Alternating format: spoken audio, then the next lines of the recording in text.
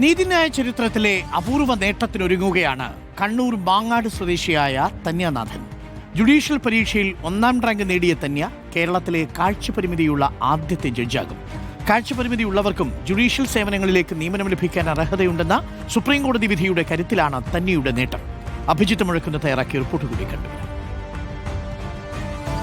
സംസ്ഥാനത്തെ കാഴ്ചപരിമിതിയുള്ള ആദ്യ ജഡ്ജാകാൻ ഒരുങ്ങുകയാണ് കണ്ണൂർ മാങ്ങാട് സ്വദേശിയായ താന്യാനാഥൻ. അത് ചരിത്രത്തിലേക്കുള്ള ഒരു യാത്ര കൂടിയാണ്. താന്യ കൂടി നമുക്കൊപ്പം ചേരുന്നു. എങ്ങനെയാണ് ഈ ഒരു നിയോഗത്തിലേക്ക് എത്തുന്നത്, ഇങ്ങനെയൊരു നേട്ടത്തിലേക്ക് എത്തുന്നത്? സത്യം പറഞ്ഞു കഴിഞ്ഞാൽ ഒരു ജഡ്ജ് ആവുക എന്നുള്ളൊരാഗ്രഹം തോന്നി തുടങ്ങിയത് ഒരു അഭിഭാഷകയായിട്ട് പ്രാക്ടീസ് തുടങ്ങിയതിന് ശേഷമാണ്. കാരണം അതുവരെ ഞാൻ മുമ്പ് സൂചിപ്പിച്ചിട്ടുണ്ടായിരുന്നത് പോലെ ഒരു അൺസർട്ടനിറ്റി ഉണ്ടായിരുന്നു ഈ വിഷ്വലി ചാലഞ്ചഡ് ആയിട്ടുള്ളവർക്ക് ജുഡീഷ്യൽ സർവീസ് എക്സാം എഴുതാൻ പറ്റുമോ ഇല്ലയോ എന്നുള്ള കാര്യത്തിൽ.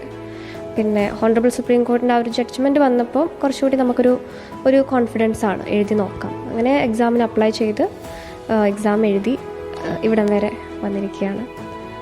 എല്ലാവരുടെയും പ്രതീക്ഷയാണ് ഒരു ന്യായാധിപ എന്നുള്ളത്, സാധാരണക്കാരുടെ പ്രതീക്ഷയാണ്. അപ്പം എങ്ങനെയാണ് ആ ഒരു റോളിലേക്ക് എത്തുമ്പോൾ ഏത് രീതിയിൽ പ്രവർത്തിക്കാനാണ് ഉദ്ദേശിക്കുന്നത്?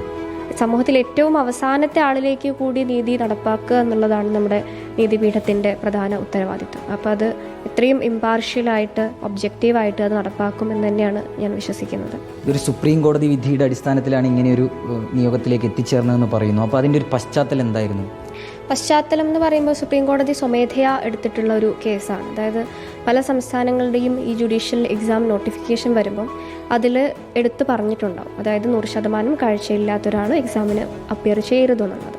അപ്പോൾ ഇത് ബഹുമാനപ്പെട്ട സുപ്രീം കോടതിയുടെ ശ്രദ്ധയിൽപ്പെടുകയും അങ്ങനെ കോടതി സ്വമേധയാ സുമോട്ടോ കേസെടുത്ത് അങ്ങനെ പുറപ്പെടുവിച്ചിട്ടുള്ളൊരു വിധിയാണ്. ഇനിയിപ്പോൾ എന്താണ്, ഒരുപാട് പേര് ഇങ്ങനെ ചിലപ്പം ഇതൊക്കെ കണ്ട് ഇൻസ്പയർഡ് ആവുന്ന ഒരുപാട് പേരുണ്ടാവും, അവരോടൊക്കെ എന്താ പറയുന്നത്? പറയാനുള്ളത് എന്താ വെച്ച് കഴിഞ്ഞാൽ നമ്മളൊരിക്കലും പിന്നിലേക്ക് മാറി നിൽക്കരുത്. നമ്മൾക്ക് അവൈലബിൾ ആയിട്ടുള്ള അവസരങ്ങൾ അല്ലെങ്കിൽ റിസോഴ്സസ് ഉപയോഗിച്ച് പരമാവധി മുന്നോട്ട് വരാൻ ശ്രമിക്കുക.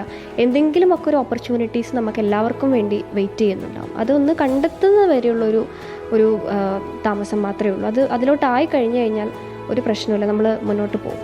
അതിലൊരു മികച്ച ന്യായാധിപയാകുക എന്നുള്ളത് തന്നെയാണ് ലക്ഷ്യം. തീർച്ചയായിട്ടും. അതിലും സൂചിപ്പിച്ചതുപോലെ തന്നെയാണ് മികച്ചൊരു ന്യായാധിപ, അത് ജനങ്ങൾക്ക്, സാധാരണക്കാർക്ക് പ്രതീക്ഷ നൽകുന്ന ഒരു ഉത്തരവാദിത്വം കൂടിയാണ് താന്യയിലേക്ക് എത്താൻ പോകുന്നത്. വീഡിയോ ജേർണലിസ്റ്റ് ലിമേഷ് ചെറുവഴിക്കൊപ്പം reporter Abhijith Muzhakkunnu, in reporter, Kannur.